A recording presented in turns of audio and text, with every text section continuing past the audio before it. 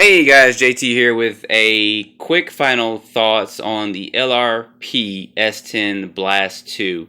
You guys know I got this from Gearbest.com. Excuse the mess up in here. I am in the war room kind of straightening up some stuff and cleaning up some stuff and kind of getting some projects together as well. So you guys know I got this from Gearbest.com, and actually this buggy, as you guys may know from the unboxing and a couple of videos, it does kind of resemble the, let's see if we can get this to focus in.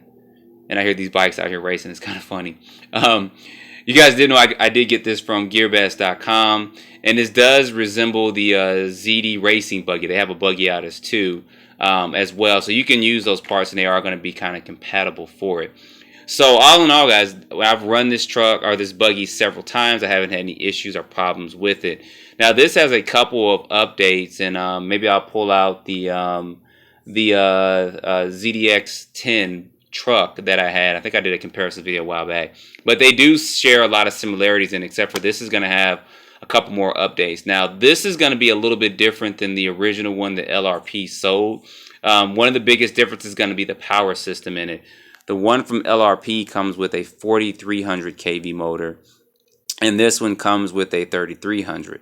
So there's a big difference in performance there with it. But either the 43 or this 33, the car handled it fine. I also put a 3S in it, and it handled that fine as well. It didn't have any diff issues, but this does have smaller tires and wheels than the Stadium truck version of this does. So this does come with a standard 2.4 2-channel 2.4 gigahertz 2-channel radio, which I had no problems with this. It does use 4 AA's with it, and it also comes with a LiPo battery too at 2400 milliamps. So you'll get about 15 to 18 minutes runtime on that. Depends on which surface and stuff you run this on. So as far as breakages, I didn't have any with this car, but I did flip this a couple of times, and I did kind of damage the body back there. So that was one small problem, or one breakage I guess I did have with this. But my biggest concern was, as I was running this, I was worried about tearing this wing off. But you see that the wing does move just a little bit. You can put a couple of washers in there to get this to sit down and be more settled. But I was more or less worried when I jumped and flipped and tumbled a lot that this wing was going to get tore off. But it held up pretty well.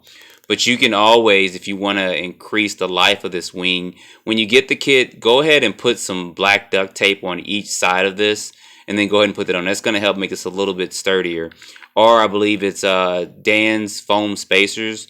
You can also put that on there. And that's going to, they have some little thinner ones, not the real thick ones, that you can put on each side as well. And that's going to increase the durability of this wing to keep it from tearing here, where these actual, what this actually mounts to this rear shock mount with that. So some of the biggest differences is that this car does come with sway bars front and rear.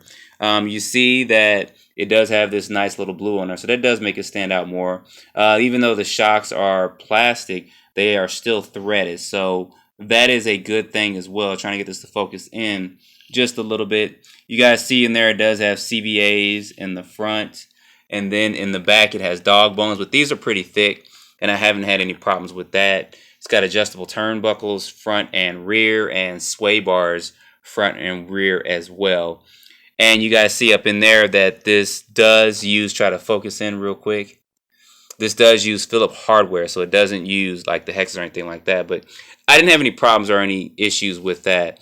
I didn't get a chance to take this to the track, but I think if you guys do want to take this to the track and race, you'll probably at least want to upgrade the servo, because the servo is going to be fine for running stock out the box, but I think if you go to a track, you're going to want to need a faster servo.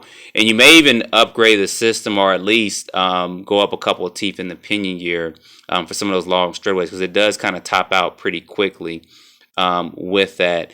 And I'd go ahead and recommend and get a higher C LiPo than the one that comes with it. The 2400 is fine, but I think you're going to need more punch for this as well. So, and you may want to go ahead and put some thicker oil in the diffs and stuff. Just kind of do an overhaul of the truck if you're going to take it to the track and race, because there are some very, very competitive fast four-wheel drive buggies out there. So you're going to be putting this against it. And I think it'll do fine on a local track or at a local level. But I think if you start going to some national or big competitions, there'll be better performing trucks or better performing buggies out there.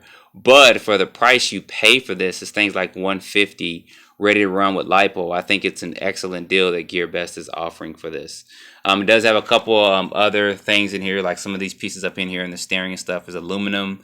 And this is aluminum here, the drive shaft too. I like the way they made that kind of blue. It kind of makes it stand out more. So guys, that's my final thoughts on this. There haven't been like any problems or issues with this. No tires or wheels falling off when I ran this, so there was no problems with that. I don't know why I did it with the truck version of this, but it just did, just bigger tires or something, I don't know. So as always guys, don't forget to like and subscribe and or dislike, and you guys as always stay tuned for more videos, and thanks for watching.